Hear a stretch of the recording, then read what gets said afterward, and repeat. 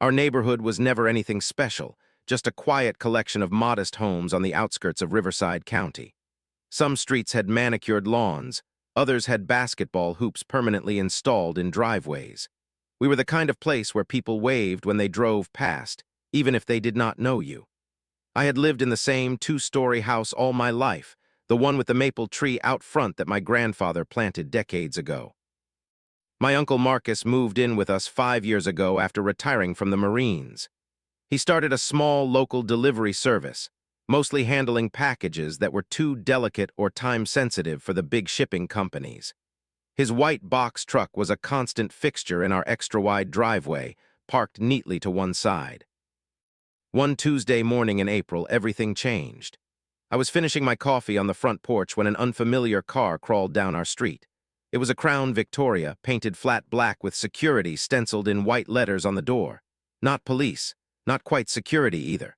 The windows were tinted dark, and the light bar on top looked like it had been purchased from a costume shop. The car moved at walking pace, the driver clearly observing each house as he passed. "That is new," I muttered to myself, watching as the vehicle finally stopped across the street at the Hendersons' house. A man stepped out, and immediately I could tell this was someone who enjoyed being noticed. He wore a tactical vest over a polo shirt, mirror sunglasses perched on his face regardless of the cloudy day. A badge hung from a chain around his neck, catching the light when he moved.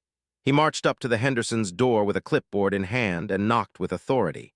Mrs. Henderson, a retired schoolteacher in her 70s, answered looking confused. Even from across the street, I could hear him. "Ma'am, I am Officer Daniels with HOA Security Enforcement. Your mailbox exceeds regulation height by 3 inches, and the color is not within approved neighborhood guidelines. This is your first warning. Compliance is expected within 72 hours. Mrs. Henderson looked bewildered. "But we have had this mailbox for 20 years. No one has ever said anything." "New regulations, ma'am. I do not make the rules, I just enforce them. Sign here acknowledging receipt of this warning." He thrust the clipboard toward her. Mrs. Henderson, clearly flustered, signed it and took the yellow copy he tore off for her. As he walked back to his car, he surveyed our house, his gaze lingering on my uncle's delivery truck. I felt a chill. Something about his demeanor was wrong. Our neighborhood had a small, voluntary HOA that handled the community pool and yearly block party. They had never employed security, certainly not someone issuing citations. Over the next week, Officer Daniels became a daily presence. He cited the Abernathys for having their garbage cans visible from the street. He left a notice on the Fitzgeralds' door about their basketball hoop. Each day, his actions became bolder, his tone more aggressive. Neighbors began talking in hushed tones, confused about where this man had come from and what authority he actually had. Then came the inevitable morning when he finally approached our house. My uncle was loading packages into his truck when the security car pulled up, blocking the driveway. Officer Daniels stepped out, adjusting his vest and squaring his shoulders. "Sir, commercial vehicles are not permitted to be parked in residential driveways overnight. This is a clear violation of HOA Code 22.7. My uncle looked up calmly. 22 years of military service had taught him to assess threats before reacting. "Good morning to you too. I have been parking here for 5 years without issue. Who exactly are you representing?" Officer Daniels puffed out his chest. "I am with HOA Security Enforcement, new pilot program. We are cracking down on violations that have been overlooked for too long." He pulled out a pre-printed violation notice and slapped it under the truck's windshield wiper. "This is an official warning. Next time it will be a fine. 3rd violation we tow." My uncle took the paper without looking at it. "I will need to see some official documentation about this new program. Our HOA meets quarterly, and there was no mention of enforcement changes at the last meeting." Something flickered across Daniel's face. Annoyance? Concern? "The documentation is on file at the HOA office. You can take it up with them if you have complaints." He turned and walked back to his car, but not before taking pictures of our house and the truck with his phone. As he drove away, my uncle looked at the violation notice and then at me. "Something is not right here. This paper has no official letterhead, no contact information, just threats." That night we discussed what to do. My uncle was not worried yet, but I could not shake the feeling that this man was not who he claimed to be. Maybe we should call the HOA president, I suggested. Let us give it a day or two, my uncle replied.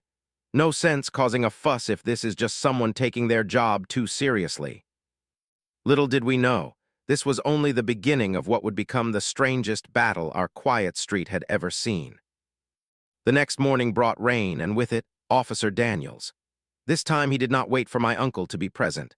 I watched through the living room window as he circled the delivery truck like a predator, taking photos from every angle. He measured the distance from the truck to the street with a tape measure, jotting notes on his clipboard with exaggerated importance. When he noticed me watching, he made a show of writing something down, as if my observation itself was a violation. My uncle was at the post office picking up packages for his delivery route. By the time he returned, a new violation notice had been placed under his wiper, this one printed on yellow paper with final warning stamped across the top in red letters. The language had escalated too. It mentioned forced removal of unauthorized commercial equipment and sanctions against illegal business operations in residential zones. This is getting ridiculous, my uncle said, reading the notice twice. We need to talk to the HOA directly. I called the HOA office while my uncle finished loading his truck. The receptionist sounded confused when I mentioned Officer Daniels. We do not have security personnel, she said. The HOA board voted against hearing security last year because of budget concerns. But this man is driving around issuing citations in your name, I replied. Let me transfer you to Mr. Peterson, the HOA president. After a brief hold, Peterson came on the line. His voice was gravelly tired. I have been getting calls about this all week. We did not hire anyone. We do not know who this person is. He has no authority to issue citations or warnings of any kind. My stomach tightened, so he is just pretending. Looks that way. Some of the neighbors are filing police reports. I would suggest you do the same. I relayed the information to my uncle, who nodded grimly. Let us hold off on the police for now. I want to see what his next move is. We did not have to wait long. That afternoon, Officer Daniels returned, this time with what appeared to be official-looking documents. He knocked on our door forcefully. When my uncle answered, Daniels thrust the papers toward him. This is a cease and desist order for your illegal business operation. Commercial activities are strictly prohibited in this residential zone according to HOA rules and county regulations. My uncle did not take the papers. I would like to see your identification and official HOA credentials. Daniel's face flushed.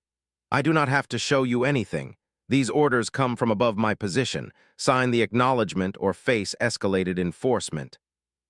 No, my uncle said simply. I will not be signing anything without proper verification of your authority. That seemed to catch Daniels off guard. He was used to intimidating people into compliance with his fake authority. My uncle, who had faced actual life-threatening situations in combat, was not easily intimidated by a man playing dress-up. You are obstructing an HOA investigation, Daniels sputtered. This will result in additional fines. My uncle crossed his arms. Send me the official documentation through proper channels. Until then, please leave my property. Daniels slammed the papers against my uncle's chest and stormed off, muttering about consequences and forced compliance. The next morning revealed what those consequences might be. All 4 tires on my uncle's delivery truck had been slashed overnight. The damage was methodical, a single puncture in each tire done with something narrow and sharp. This was not random vandalism. This was targeted.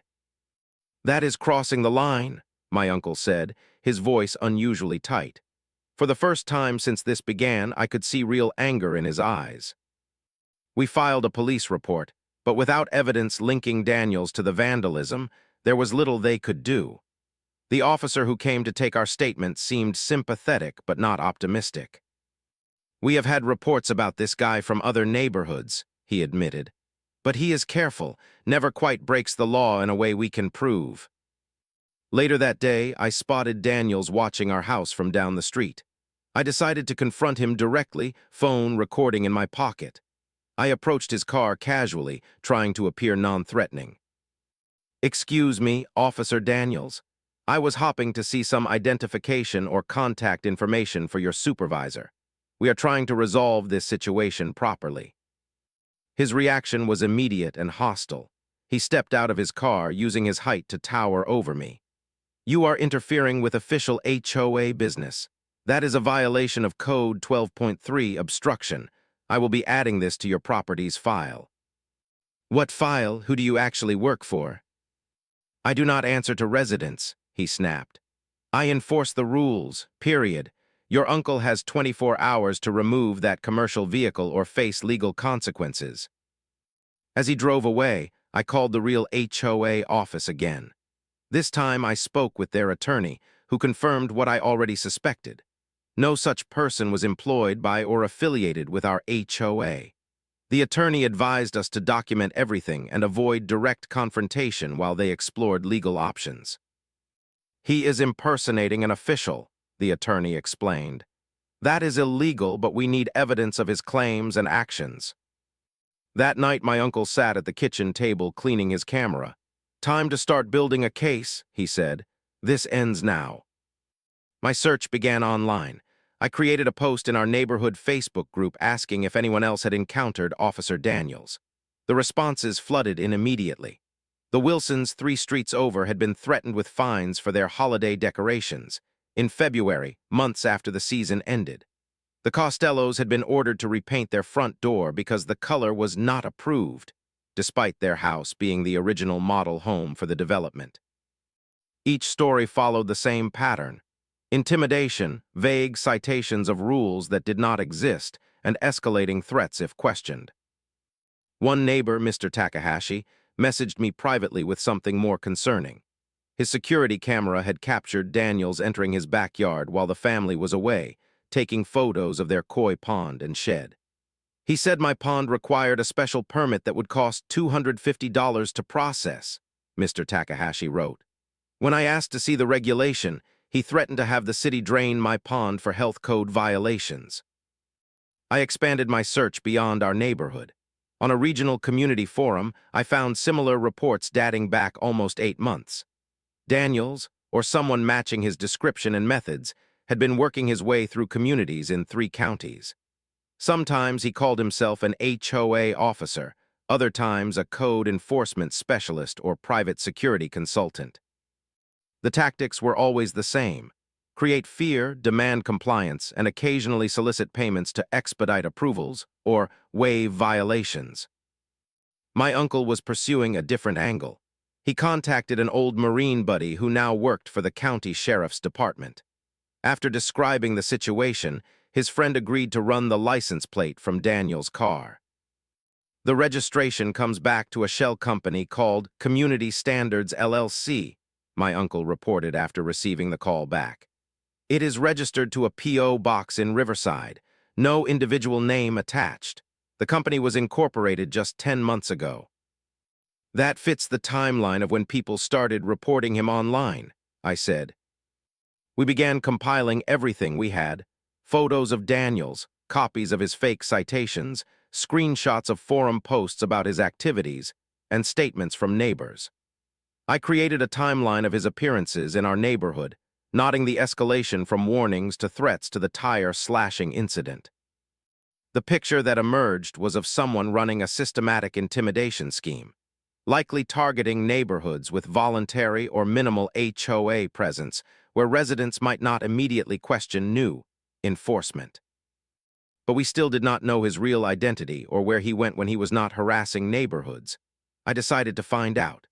The next time Daniels made his rounds, I waited until he finished and then followed him in my car, keeping a safe distance. He drove to a strip mall about 15 minutes away and parked behind a storefront with blacked-out windows. A small sign read, "Community Standards LLC, Private Property Management Consultants." I parked across the street and watched as he carried his clipboard inside. 20 minutes later, an older man in a suit arrived and entered the same door. Through my zoom lens, I could see them arguing through a gap in the window blinds. The older man seemed agitated, gesturing wildly while Daniels stood his ground. Eventually, the older man stormed out and drove away. I waited another hour before Daniels emerged again, this time in casual clothes without his tactical vest or badge. He locked up the office and drove to an apartment complex several blocks away. I noted the address and returned home to share my findings with my uncle. So it is a real business, at least legally speaking, my uncle mused. But what exactly are they selling? It cannot just be fake citations. The next day, my uncle's police friend called with more information. I did some digging. Your guy's real name is Richard Mercer. No law enforcement background. He worked security at a mall until he was fired for overstepping his authority. Has 2 complaints filed against him in other neighborhoods, but both were dropped when he suddenly stopped appearing in those areas. He moves on when people start pushing back, I realized. Exactly, and get this. That company is co-owned by a former city code inspector who was forced to resign last year. Michael Warren. There might be a connection to actual municipal citations that gives their scam a veneer of legitimacy. We now had names, a business address, and a pattern of behavior. What we needed was irrefutable evidence of Daniels, or Mercer, making false claims of authority, and we needed to catch him in the act. I have an idea, my uncle said that evening, but we will need some help from people who know how to make an entrance. He picked up his phone and scrolled through his contacts until he found what he was looking for. Hey, Colonel, it is Marcus. Remember that favor you owe me from Fallujah? I think it is time to collect. The grinding sound of metal on concrete woke me at exactly 6:45 a.m. I rushed to the window to see Daniels directing a tow truck operator to hook up to my uncle's delivery vehicle. Orange traffic cones blocked our driveway, and Daniels had positioned his car to prevent interference.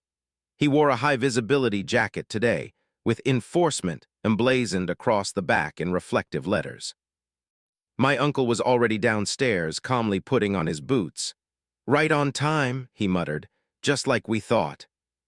Should I call the police? I asked. Not yet. Let us see how far he is willing to go first. He grabbed his wallet, delivery license, and truck registration, then stepped outside. I followed close behind, phone already recording video. Excuse me, my uncle called out, his voice carrying the natural authority that came from years of military command. What exactly do you think you are doing with my vehicle? Daniels spun around, momentarily startled before regaining his composure. Impounding an illegally parked commercial vehicle pursuant to HOA Ordinance 311 and County Code Enforcement Procedure 47B. The tow truck operator paused, chains in hand, looking uncertain. This truck is legally registered, insured, and parked on private property, my uncle replied, holding up his documents. You have no legal authority to tow it. I do not need your permission, Daniel sneered. I have authorization from the Homeowners Association and the County Enforcement Division.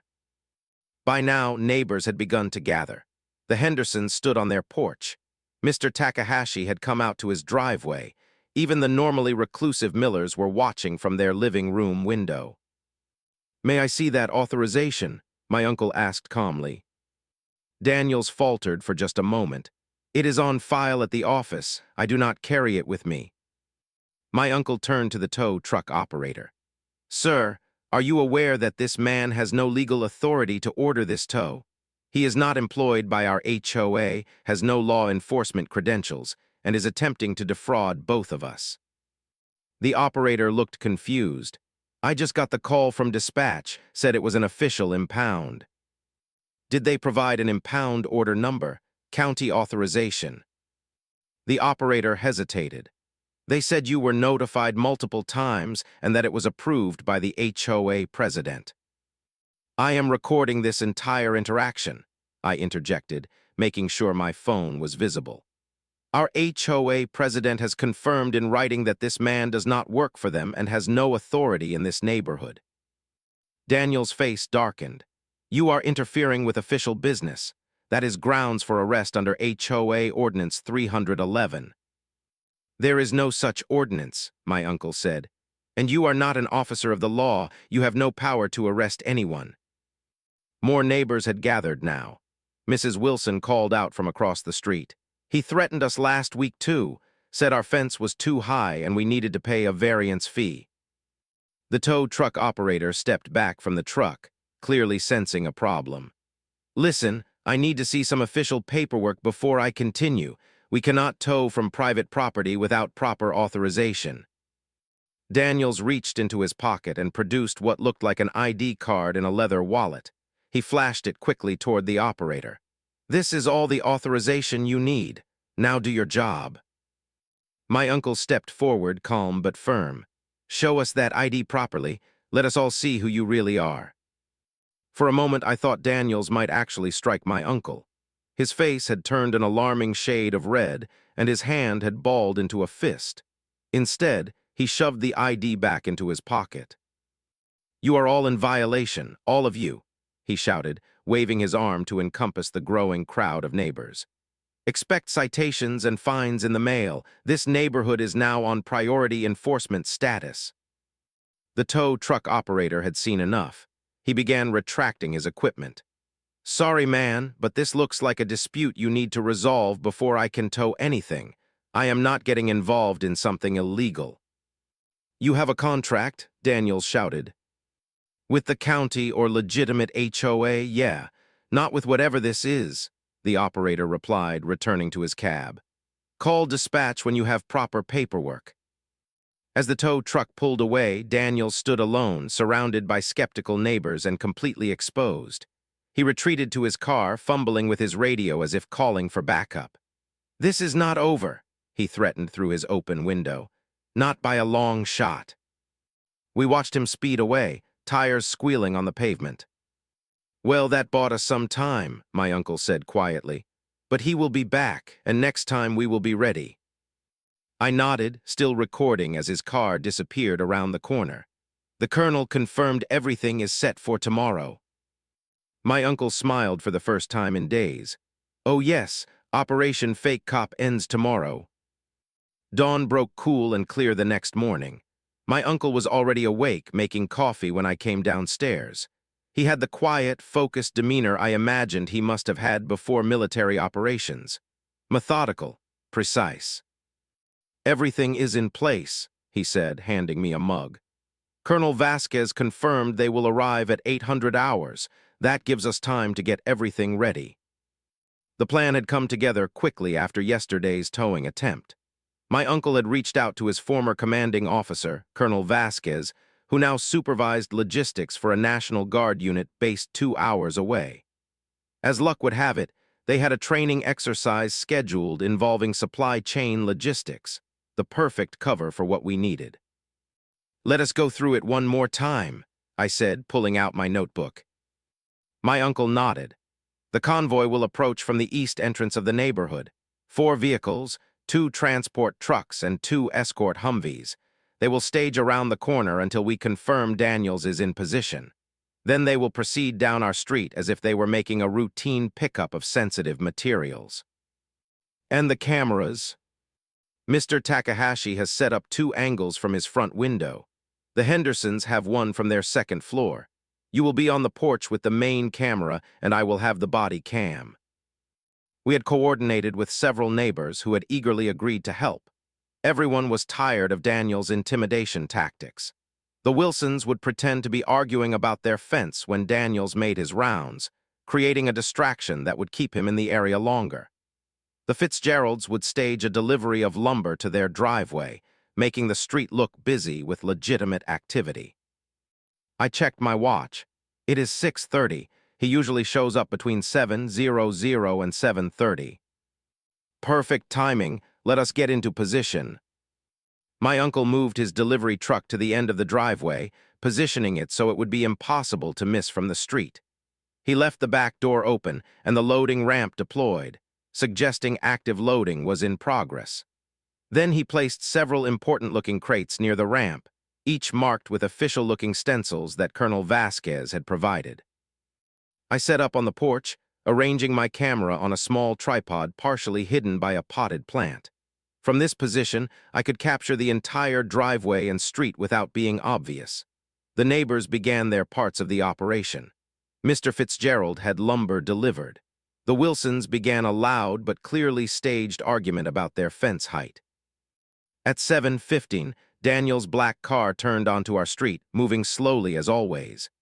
He paused briefly at the Wilsons' house, clearly interested in their dispute, before continuing toward our driveway. When he spotted my uncle's truck in loading configuration, he accelerated slightly and parked directly across from our house. I sent a quick text to Colonel Vasquez, "Target in position." The response came immediately, "Roger that, ETA 3 minutes." Daniels exited his vehicle, straightening his vest and adjusting his fake badge. Today he had added a new accessory, what appeared to be a taser holstered on his belt. Whether it was real or just for show, the implied threat was clear. "You were specifically instructed not to conduct commercial activities from this residence," he called out as he approached my uncle, who was deliberately taking his time arranging packages in the truck. "This is your final warning before legal action." My uncle looked up, feigning surprise. "Good morning, Officer Daniels. Beautiful day, is it not? I am just preparing for a special delivery today." "I do not care what you are preparing for. This vehicle needs to be removed immediately, or I will have it impounded and your business license revoked." "You mean the impound that failed yesterday?" my uncle replied calmly. "I do not think that is going to work out for you today either."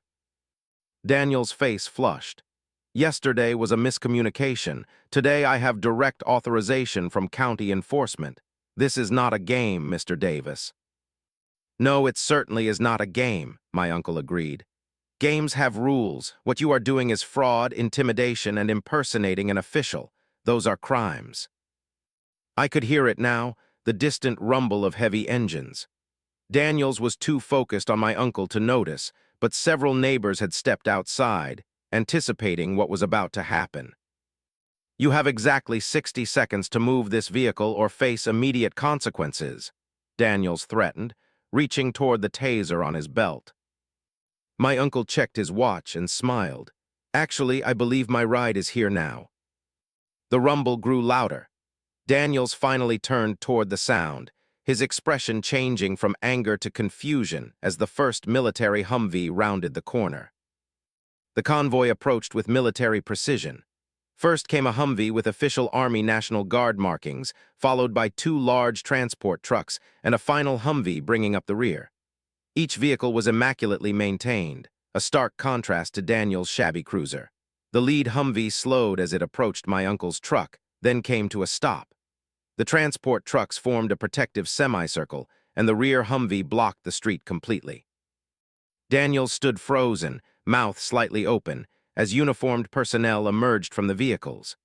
Colonel Vasquez stepped out first, a tall, imposing figure with captain's bars gleaming on his collar. 4 more soldiers exited the other vehicles, each moving with the disciplined purpose that comes from years of service. "Marcus," Colonel Vasquez called out, approaching my uncle with an extended hand. "Are these the sensitive materials ready for transport?" "Yes, sir," my uncle replied, shaking his hand. "Everything is prepared according to protocol." Daniel seemed to recover from his initial shock. He stepped forward, puffing out his chest and adjusting his fake badge. "Excuse me, but this is an active HOA enforcement zone. You cannot conduct military operations in a residential area without proper authorization."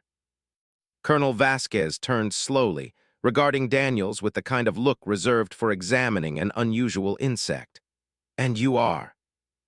"Officer Daniels, HOA Security Enforcement," Daniels replied, now visibly uncertain but trying to maintain his facade of authority. "This household is in violation of multiple community standards. You will need to move these vehicles immediately." "I see," Colonel Vasquez said, his voice perfectly controlled. "May I see your identification and authorization, please?" "I do not answer to you," Daniels snapped. "Military or not, you are interfering with official HOA business." By now, nearly the entire street had gathered to watch. Children sat on their parents' shoulders for a better view. Elderly neighbors leaned forward on their walkers. Even the normally reserved Millers had brought out folding chairs to witness the showdown. Colonel Vasquez reached into his pocket and produced his military ID and a document bearing official Department of Defense seals. Captain James Vasquez, U.S. Army National Guard, 45th Support Battalion. This is a scheduled equipment transfer authorized under Federal Logistics Protocol 227B now. I will ask once more. May I see your identification and authorization? Daniels took a half step back, sweating visibly now. My authorization comes from the Homeowners Association and County Enforcement Division. I stepped forward then, camera recording everything. For the record, our HOA has confirmed in writing that this man does not work for them and has no authority in this neighborhood. We believe he is impersonating an official, which is a federal offense. Is that so? Colonel Vasquez asked, his eyebrow raising slightly. He turned to one of his soldiers. Sergeant Mitchell, please check if this individual appears on any official registry. The sergeant pulled out a tablet and made a show of checking something. After a moment, he looked up. No match found in any official capacity, sir. County enforcement has no record of a Daniels or anyone matching this description. How interesting, Colonel Vasquez said. He took a step toward Daniels, who instinctively backed away. Sir, impersonating a government official in the presence of federal officers is a serious matter. I suggest you produce valid identification immediately. The crowd had begun to murmur, some neighbors openly laughing now. Mrs. Henderson called out, "He threatened to fine me over my mailbox height," Mr. Takahashi added. "He tried to make me pay him directly for a fake pond permit." Daniels looked around wildly, suddenly realizing he was completely surrounded. By soldiers on one side, angry neighbors on the other, and no escape route in sight. His hand moved toward the taser on his belt. "I would not recommend that," Colonel Vasquez said quietly. Brandishing a weapon, real or otherwise, in the presence of military personnel can be interpreted as a threat. Daniel's hand froze. For a moment, no one moved. Then, in a burst of desperation, he turned and ran toward his car, nearly tripping over his own feet in his haste. He fumbled with his keys, dropped them, retrieved them, and finally managed to unlock his door.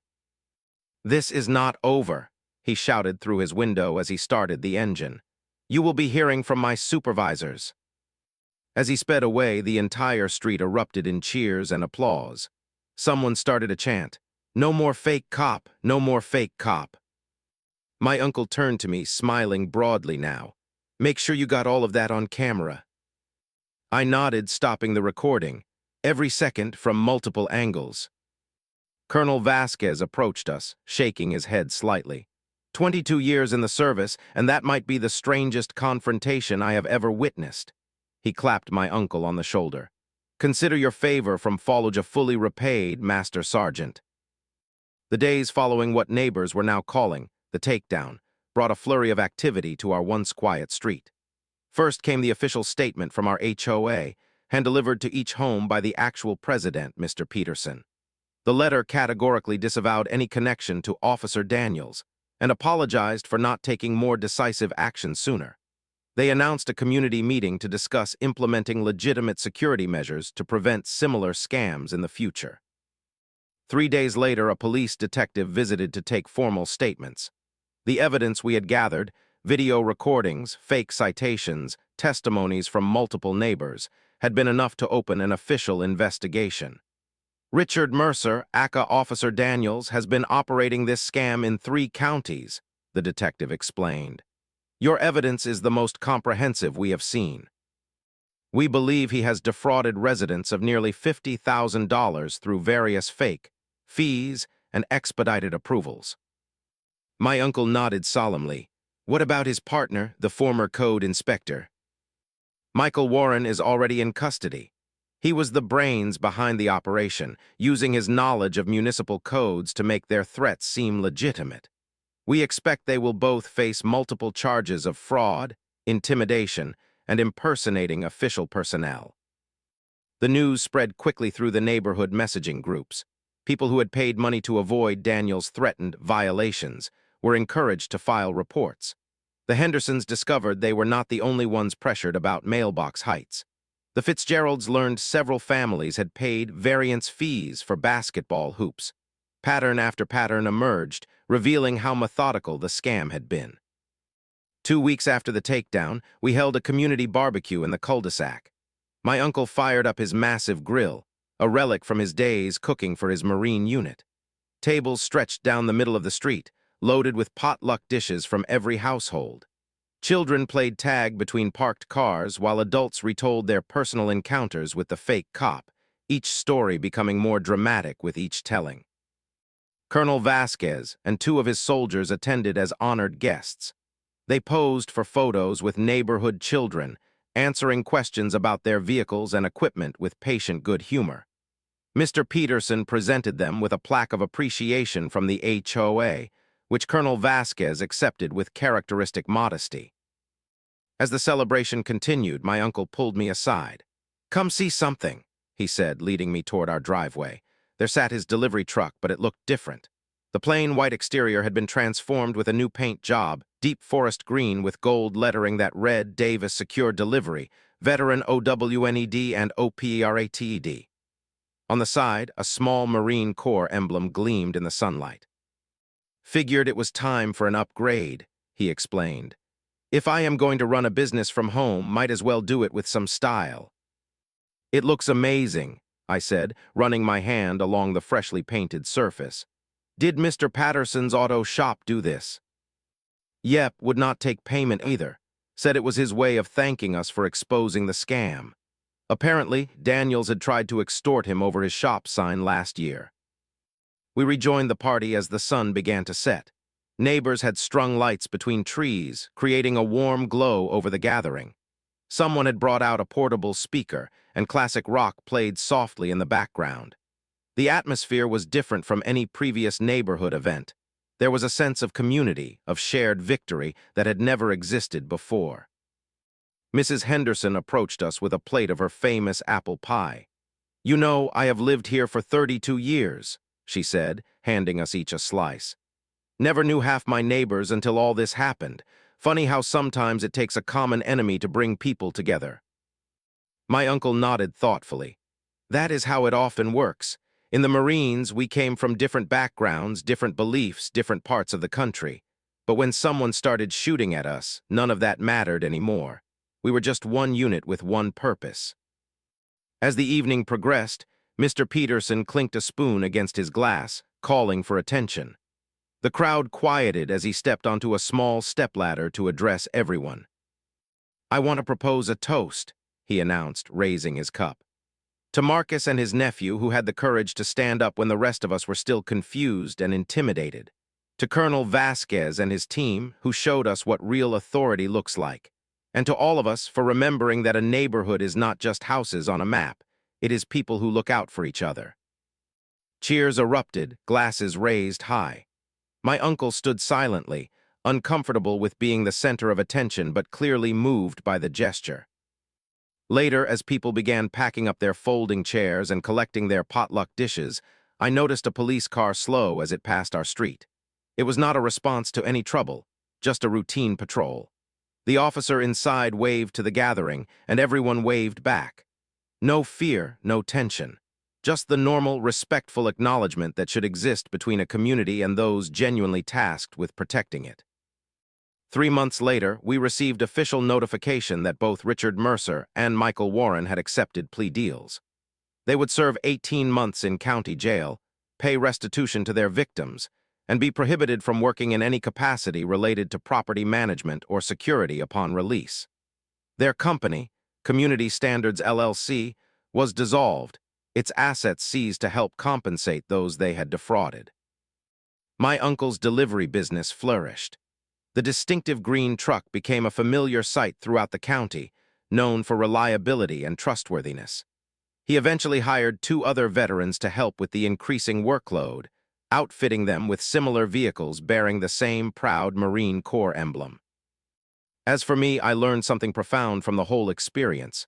Real strength is not about intimidation or deception. It is not found in fake badges or inflated titles. Real strength is quiet and patient, waiting for the right moment to act. It builds communities rather than exploiting them. It protects rather than threatens. Sometimes, when I see my uncle's truck pulling into the driveway after a long day of deliveries, I think about Daniel's and his pathetic attempt to project power. I think about how quickly his facade crumbled when confronted with authentic authority. And I remember what my uncle told me the night after the takedown, as we sat on the porch watching the stars. "People who need to tell you they have power usually do not have any," he had said. "True authority does not need to announce itself, it simply is." Our street is quiet again now, but it is a different kind of quiet. It is the peace of neighbors who know each other's names, who watch out for each other's properties, who understand that the strongest defense against bullies is simply standing together. And if another fake cop ever appears on our block, well, let us just say they will find a very different neighborhood waiting for them.